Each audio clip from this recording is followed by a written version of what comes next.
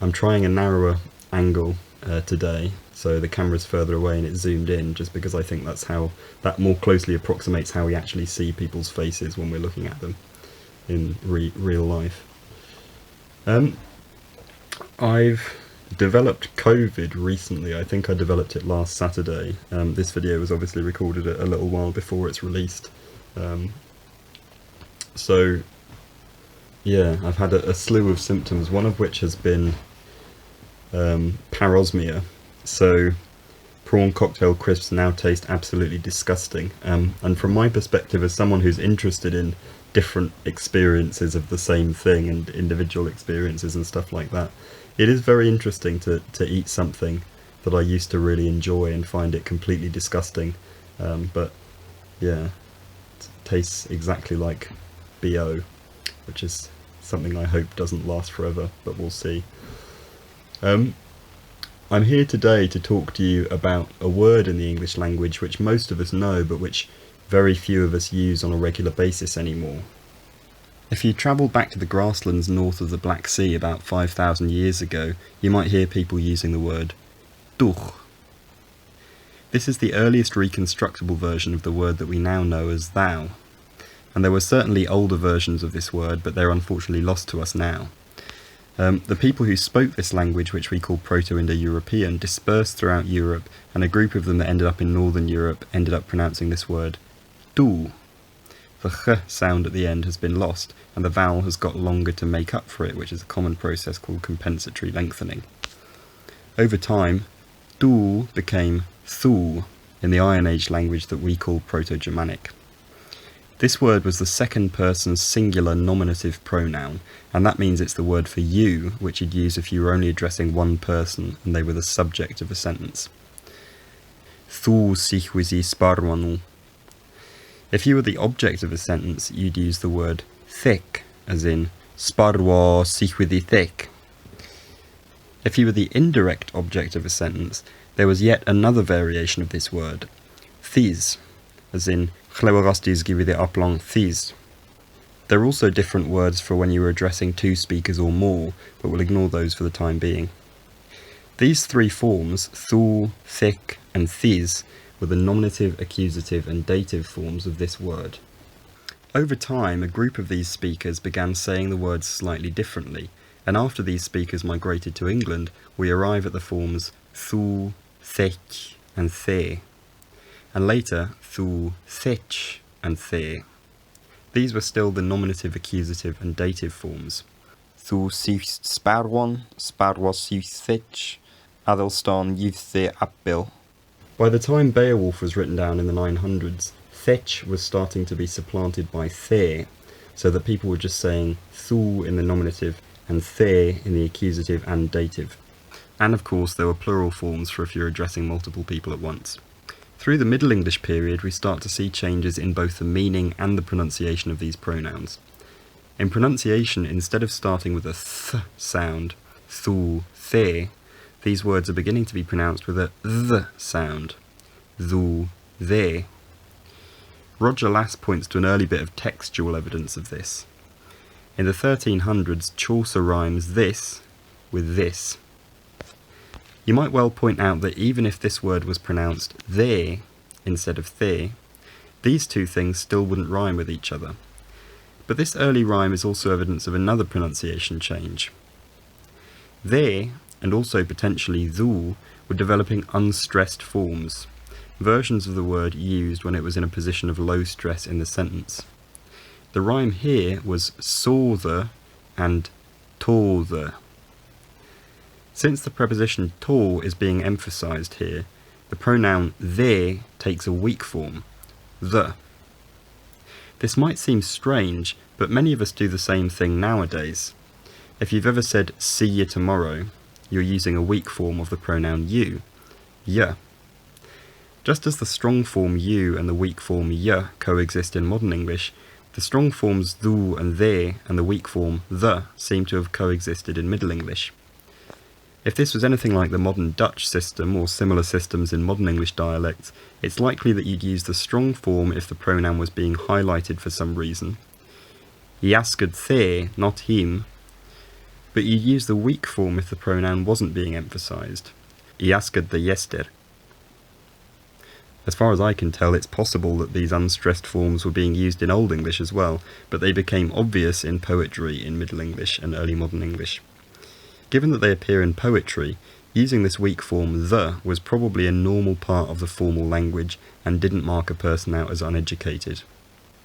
I mentioned a change in meaning as well.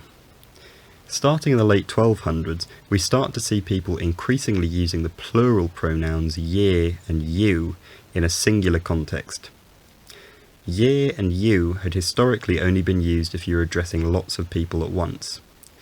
Thu and they had been used if you were addressing only one person. But now, people are occasionally using ye and you to address just one person. It's not completely obvious why this was happening, and sometimes these linguistic changes just happen and they don't really have an explanation, but some people have suggested this might be a result of French influence among high-status people. Norman French also made a singular plural distinction with pronouns. Tu was used for just one person, vous was used for several. But in French you could use the plural pronoun vous to refer to just one person if you wanted to be polite or refer to someone with higher social status than you.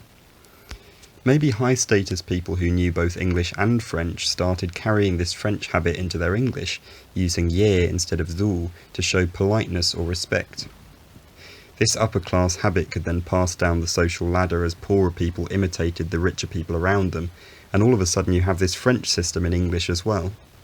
I don't know of any evidence that this system came from French, so I absolutely won't say that's what happened, but in case anyone wanted a plausible suggestion of how it might have happened, that's one way that it might have happened.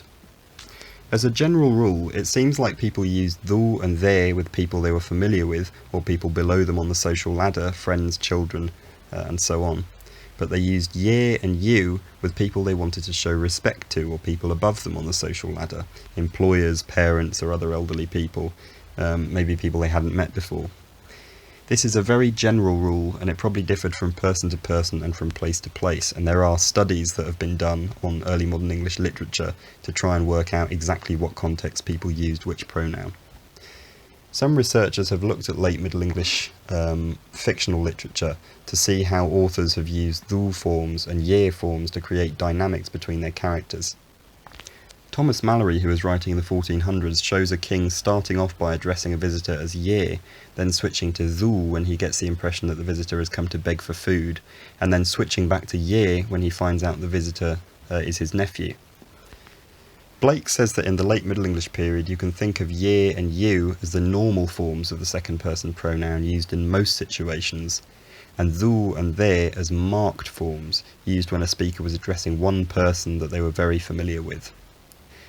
In Jacques Bellet's Familiar Dialogues, which is a 1586 book where he writes out several normal everyday conversations in the English of the time, his characters almost always use the pronoun you, even if they're talking in the nominative, even if a parent is talking to a child, a customer and a shopkeeper are talking to each other. It seems like you has become the normal everyday second person pronoun at this point, at least around London. We all know that this change happened at some point because almost everyone uses just you nowadays, but this is earlier than you might have thought. After all, most of Shakespeare's plays were written after this book was published, and they make use of thu and they forms, which by that point were pronounced though and thee. So like most linguistic changes, it seems like though and thee had disappeared from everyday speech quite a long time before they disappeared from writing. The exact reason for their disappearance isn't clear, but it seems like the situations in which you could use though forms were becoming more and more restricted. It might be that they were eventually so restricted in use that it was seen as unusual or even rude to use them in most situations, and so they just petered out. Maybe as more and more people moved into urban centres and encountered people that they'd never met before, they used the polite or plural forms just to be safe, because you never know, who might get offended if you call them though. Again, it's very difficult to work out the actual reasons these pronouns disappeared in normal speech, but by the time Shakespeare was writing, these forms probably already seemed old-fashioned, the sort of words that people would use in books or plays, but never in normal speech. But that was only in London. In rural areas, though and thee forms carried on being a part of normal speech for a long time after that. Some of these contexts were religious. So in the mid-1600s, the Quaker movement was becoming popular in England, and Quakers often adopt something called the testimony of simplicity, where they try to live as simply and unselfishly as they can. And part of this is treating other people as being equal to you. One way of doing that is by using the same second-person pronoun for everyone. And so in some Quaker communities, thou and thee were used in normal speech until very recently, possibly even still to this day, I'm not sure. Somebody with more knowledge of the Quakers might be able to comment on that. A writer in the late 1920s suggests that in their experience Quakers only ever used thee for both the subject and the object of a sentence, and that thou had gone out of use, and that's, I think, talking about Quakers in the United States. And that isn't the only group that went on using thou and thee, but with one of the forms supplanted by the other. A piece of dialect literature from Devon, apparently written in the mid-1700s, has thee used with its conjugation of the word were, thee wart. This is an example of the same thing as the American author says of the Quakers, that thee is used in the nominative as well as the accusative. An 1867 poem from Devon shows a reduced thou form in the sentence, I'll give a clout. Hopefully that was something close. Authors like Dickens were well aware of the use of thee and thou in certain accents, and Dickens made a point of using it to mark out certain characters. Stephen Blackpool in the novel Hard Times used thou and thee forms, and that was written in the early 1850s and set in a fictional city somewhere near Manchester or Preston. The north of England is probably the part of the Anglosphere where thou and thee forms are the best recorded going into the 1900s. The Orton Dialect Survey recorded several examples from older speakers, some of which were examples of the weak form the, which we discussed from Middle English earlier in the video. I'll use this as an excuse yet again to talk about Cumbrian, which is the dialect I know most about. So in Cumberland and Westmoreland, in the northwest of England, lots of commonly used words had weak forms, and many still have weak forms. So you had the for thou, but you also had y, m, w, the for they. So in unstressed positions, they and thou can both take the form the. So the existence of a weak form of thou is pretty expected here. In Cumbria, at least from the 1800s onwards, thou seems to have largely supplanted thee, so thou is used in both the nominative and the accusative. Thou knows me, I know thou. Oh, I can't tell the laddie, I can't tell. I couldn't tell how many I fetched in. Northumberland speakers in the Orton Survey recordings also use thou. Well, they says they carried maybe 2 cows in a coffin, maybe 2 bits of steaks, about 5 beasts. That's to say. You also heard it in what's now North Yorkshire. Now, your top stings is steens at the cart wall in wall when there's walling up. The exact pronunciation differed depending on the local accent, but it generally had whatever the traditional local vowel was in words like mouth and house.